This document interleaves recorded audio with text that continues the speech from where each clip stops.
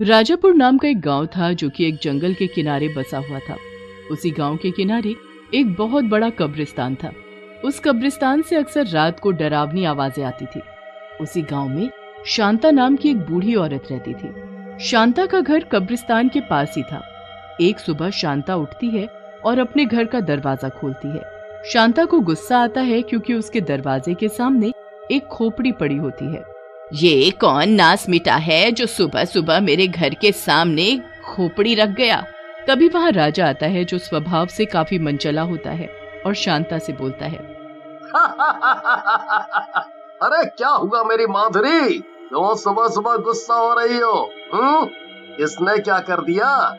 राजा की बात सुनकर शांता को और गुस्सा आ जाता है और राजा को डांटते हुए बोलती है, भाग यहाँ से, आ गया सुबह सुबह मस्खरी करने। जा अपनी माँ को बोल, माधुरी, एक तो पता नहीं किसने ये जानवर की खोपड़ी मेरे घर के सामने डाल दी है। शांता की बात सुनकर राजा खोपड़ी के पास जाता है और देखता है। राजा खोपड़ी देखकर डर जाता है क्योंकि वो एक इंसानी खोपड़ी होती है। अरे मौसी, ये जानवर की नहीं बल्कि इंसान की खोपड़ी है, लेकिन इसे यहाँ कौन लेकर आ गया? राजा की बात सुनकर शांता को और गुस्सा आ जाता है और वो राजा से बोलती है, अरे मुझे इतना पता होता तो मैं तुझसे बोलती, कहीं ये शरारत तेरी तो नहीं? अरे मौसी, कैसी बात करती हो? भला मैं ऐसा गंदा मजाक क्यों करूंगा?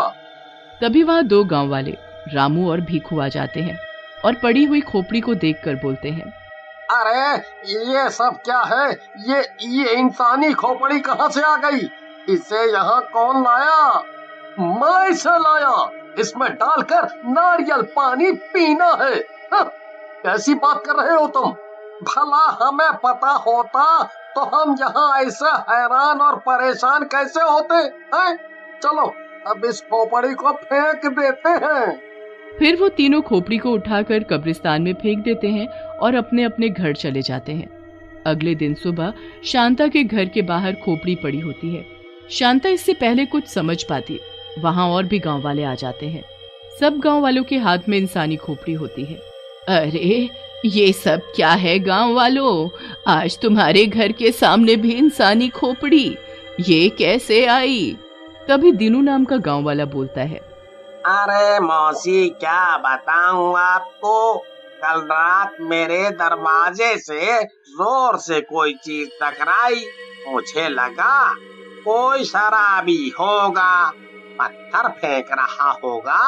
सुबह उठकर देखा तो ये इंसानी खोपड़ी निकली, और मैं ही नहीं, और भी गांव वालों के घर के आगे से ये इंसानी खोपड़ी मिली है। इसके बाद तो मानो ये रोज की बात हो जाती है। हर रोज गांव में इंसानी खोपड़ी मिलने लग जाती है, जिसके कारण गांव वाले परेशान हो जाते हैं और एक दिन पंचायत में इकट्ठा होते हैं। पंचायत में दीनू सरपंच जी से बोलता है, अरे सरपंच जी कुछ करिए, ये तो रोज की बात हो गई है। अब हम काम धंधा करें या ये खोपड़ियाँ इकट्ठा करें? हैं? दीनू बेटा, ऐसे गुस्सा नहीं होते। पहले हम गांव वालों को ये तो पता करना होगा ये रोज रोज इंसानी खोपड़ी आ कहां से रही है, तभी हम लोग भी इस समस्या का इलाज कर पाएंगे। फिर गांव वाले मिलकर फैसला लेते हैं कि रात में वो लोग देखेंगे कि इंसानी खोपड़ी कहां से आ रही है। रात हो जाती है, लेकिन गांव वाले डर के मारे घर के अंदर ही छिपकर बैठे रहते हैं। तभी एक गांव के दरवाजे से खोपड़ी आकर टकरा जाती है।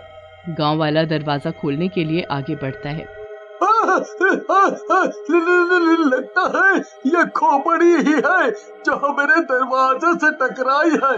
मैं बाहर जाकर देखता हूँ। गांव वाले की बात सुनकर उसकी पत्नी बोलती है, चुप करके बैठो, बड़े आए बाहर जाकर देखने वाले। अभी कोई चुड़ैल मिल गई तो तुम्हारा भी नारियल बना देगी, कहीं जाने की जरूरत नहीं है। तभी वहाँ राजा और रामू आ जाते हैं। रामू राजा से बोलता है, अरे राजा भैया, यहाँ तो जमकर खोपड़ी गिर रही है, जैसे बारिश हो रही है। सही कह रहे हो रामू भैया, लेकिन एक बात आपने ध्यान दी, ये सारी खोपड़ी कब्रिस्तान की तरफ से आ रही हैं। क्यों ना वहीं चलकर देखा जाए? फिर राजा और रामू कब्रिस्तान की ओर चल पड़ते हैं। जैसे ही वो कब्रिस्तान पहुंचते हैं, उन्हें जोर जोर से हंसने की आवाजें आती हैं। अंदर का नजारा देखकर दोनों बहुत घबरा जाते हैं। अंदर कई कंकाल और चुड़ैल क्रिकेट खेल रहे होते हैं। ये सब क्या हो रहा है राजा भैया? अंदर तो चुड़ैलों का IPL चल रहा है। सही कह रहे हो रामू, मैंने तो ऐसा नजारा कभी नहीं देखा। चुड़ैलें, वो भी क्रिकेट खेलते हुए। कब्रिस्तान में एक कंकाल जो कि बैटिंग कर रहा होता है, बॉलिंग कर रही चुड़ैल से बोलता है, चुड़ैल मौसी, इस बार मेरा शॉट देखना, सीधा गांव में जाकर ही गिरेगी ये खोपड़ी। अच्छा बच्चे, अभी बताती हूँ, ऐसी बॉल फेंकूंगी कि तू सीधा आउट होगा। ऐसा कहकर चुड़ैल जोर से खोपड़ी कंकाल की तरफ फेंकती है, लेकिन कंकाल खोपड़ी को जोर से मारता है। खोपड़ी उड़ते हुए गांव में जाकर गिरती है। ये देखकर वहां खड़ी एक और काली चुड़ैल बोलती है, ये मरियल कंकाल इतनी जोर से मारता है, हर बार खोपड़ी गांव में जाकर गिरती है। इस तरह से तो हमारे पास एक भी खोपड़ी नहीं बचेगी क्रिकेट खेलने के लिए। अरे मेरी चुड़ैल बहनों, चिंता किस बात की कर रही हो? उस गांव में इंसान भी तो रहते हैं। अगर ये कब्रिस्तान की खोपड़ियां कम पड़ जाएंगी तो गांव वालों के सर किस काम आएंगे? कंकाल की बातें सुनकर चुड़ैलें और बाकी के कंकाल हंसने लग जाते हैं, लेकिन ये बात सुनकर राजा और रामू बहुत घबरा जाते हैं। अरे राजा भैया, ये तो हम गांव वालों को मारने की योजना बना रहे हैं। एक बार इस कब्रिस्तान में खोपड़ियां खत्म तो ये हम गांव वालों के सर से क्रिकेट खेलेंगे। अरे तुम बहुत फट्टू हो भाई। अरे अभी यहाँ पर खोपड़ी खत्म तो नहीं हुई, इतनी जल्दी भी ये लोग गांव पर हमला नहीं करेंगे। तुम घबराओ मत और इनका मैच देखो। फिर रामू और राजा छुपकर चुड़ैलों और कंकालों का मैच देखने लगते हैं।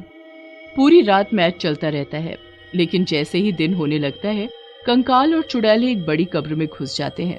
ये सब राजा और रामू कब्रिस्तान में खड़े खड़े देख लेते हैं और फिर वापस जाकर गांव वालों को सारी बात बताते हैं। उन दोनों की बातें सुनकर गांव वाले बहुत घबरा जाते हैं। भैया, ये सब चुड़ैलों और शैतानों का मामला लगता है। हम इंसानों के बस का नहीं है इनसे लड़ना।